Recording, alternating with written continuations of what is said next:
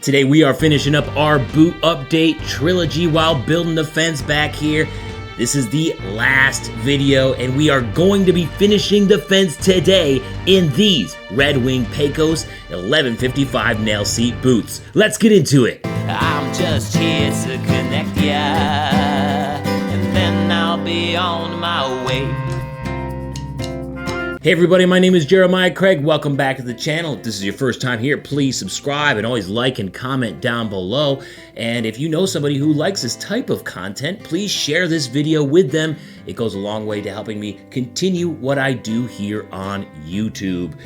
I figured to finish out the fence project here in this trilogy of videos, you know, the Red Wing Pecos needed some love. And I wanted to finish off building the fence in these boots and sort of do an update extended test. So let's get right into it. Part 1 of the project was clearing the brush from the side of the house to make room for the fence in the horsepower top hand 9500 boots. Part 2 of the project was digging post holes and setting posts for the fence in the Hondo 3416 boots. So today it's finally time to finish the fence in these Red Wing Pecos 1155 Nailseat boots. About half of the yard was fenced in by the previous owners, and I was originally thinking about doing the picket fence panels like they did, but after pricing it out, I decided to save some money and put up the fence one picket at a time. My wife helped me put up the cross section so it can stand strong in the elements. And speaking of standing strong, the Red Wing Pecos 1155 is also built to help withstand elements with a full grain leather foot, counter, and top. It's also got a composite 1.5-inch heel, which will manage abrasion and water better than leather stacked heels in a boot at a similar price point.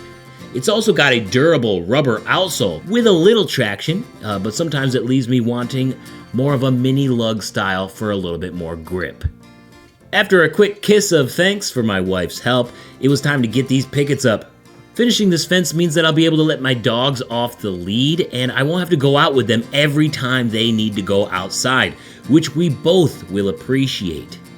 Usually, pickets are supposed to be facing outward, facing away from the property, but the previous owner had them installed inward. So I decided to just keep it simple and match them for this portion since it would bother me to look at this large section every day and at least not match a little bit. Speaking of simple, the Red Wing Pecos is the definition of simple with its simple design. There's no decorative stitching anywhere. It's got a round toe. It's only 11 inches tall. It's unlined on the inside at the top, and it has a cloth lining around the foot. There's a non-removable foam insole to give you a little cushion, but honestly, you shouldn't need much because these Red Wing boots come in every width size, so you can get the perfect fit. Getting back to the fence here, when I got to the hill, I started trimming the bottom of the pickets rather than moving all that dirt and mess around with the already great drainage. Plus, it'll make the gate a little bit shorter, which would be good. And I was able to finish this section before sunset. The next day, I had to finish a small section of the picket fence on the other side underneath the deck stairs, and after fastening the cross section and checking if they were secure with my body weight, it was time to get these pickets up as well. Here I faced the pickets out because the wooden retaining wall there would make finishing off the last few pickets difficult, and it's under the stairs so it won't bother me as much not matching the other side. I worked until sunset, and then the next day I started preparing to close off underneath the deck. I wanted to use a big old piece of 2x6 pressure-treated wood on the ground to help keep all that stone and dirt in, making it harder for the dogs to dig out. Jiro was already interested in getting his feet out, and he had his paws directly under where I was hammering this in. So I had to move him, which he thought was hilarious, so we joked about it for a minute, and then he went right back to where he was anyways. With the bottom section secure, I was quick to fasten the other two cross sections and start cutting the lattice. I chose lattice here rather than pickets so it would still be somewhat light underneath the deck. If we continued the picket fence under here, it would get so dark, and I like to see what I'm doing under here when I need to. The lattice went up easy, and I quickly got the other piece up top and finished it off with thin pieces to cover up the seams. Then the next section the next day, and bang, this side is done. The last thing I need to do is make a gate, and voila! Jiro can have friends over now since the fence is finished, and we'll just wait for them to move so I can show you the simple latch, hinges that only swing out, and a little knob on the outside of the fence for a touch of rustic cuteness. Now for the entire reveal. We can open the fence gate and find the dogs are contained just like what we wanted. We close the gate behind us and find the dogs underneath the deck in plain sight, thanks to the light coming through the lattice. The fence is complete all the way around, so my dogs and friends' dogs can play freely without anyone worrying that they'll get out. And with that, this first big house project is done. I am so pumped that this fence is done. Thank you so much for watching this little trilogy of videos featuring different boots along the way. It was a lot of fun and such a relief to have the fence in the rear view mirror, just to let the dogs out when I need them to and not have to go out with them every single time they need to go out. Such a relief. So let's talk about the Red Wing Pecos. I've been enjoying this boot. I've been enjoying it a lot. I love the simplicity of it. I love that I can just throw it on and not really care what happens to it at all.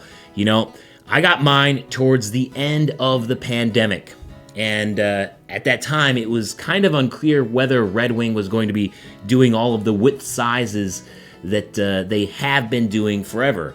It's really cool that you can get your exact width size from Red Wing in the Pecos.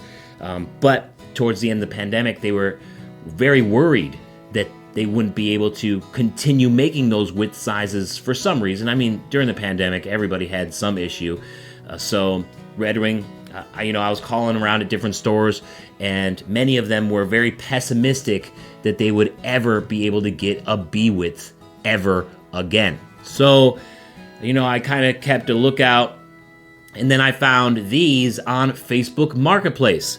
Now, I would have loved to have a 12B, but there wasn't a 12B at the time. There was an 11.5 C width, still a narrow width size, and I sized down to have a size to sort of make up for the extra width, but I still feel like they are a little bit wide, and you can definitely tell that in certain times in the video and in the footage where you can see lots of folds here in this area at the arch. And usually when you get lots of folds in that area, that usually means the boots are too wide. And I could definitely feel that they are a little wide and a little short, but they still broke in very well. And maybe I'll get the chance to try a 12B Red Wing at some point in my life, but probably no time soon, because these are tanks and they can be resold. Speaking of eventually having these resold, the one thing that I would like a little bit different about this for my purposes is to have mini lug, a little bit more traction here than the rubber outsole that they come with. If there was a little bit more traction, I feel like I'd feel better about wearing them in the snow on, more angled ground. So I didn't have a problem back here, but I was mainly just working on flat space. So in the future, when I get these resold, I would like to have a little bit more traction, and really it's the only thing that I have against the Red Wing Pecos is this outsole. Other than that, though, I think it's a very simple work boot that is a great value for a US-made work boot, and I've had no problems with mine, even though it just is slightly the wrong size. But again, I wasn't sure I was going to be able to get my true size, and 11.5 C is pretty damn close. So I settled for pretty damn close, but they have all of the sizes available now. So if you are looking for your exact width size from Red Wing, you should be able to get it. What's your experience with Red Wing Pecos 1155 Nailseat? Let me know down in the comments. Thank you so much for watching. If you made it to the end of this video, please subscribe, and I will catch you in the next one. Peace. Have a good one. Finish up the fence with a Red Wing Pecos test.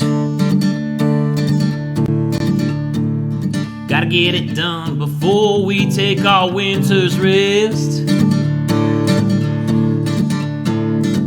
Ain't afraid of the work, ain't afraid of the dirt. ain't afraid to get hurt. So let's finish up the fence. Thank you so much for watching today. Why don't you start it back at the beginning of the trilogy with this one up here featuring the horsepower top hand 9500. Or I got a music video down here I think you might enjoy. Don't forget to subscribe, and I will see you next time. Peace. Have a good one.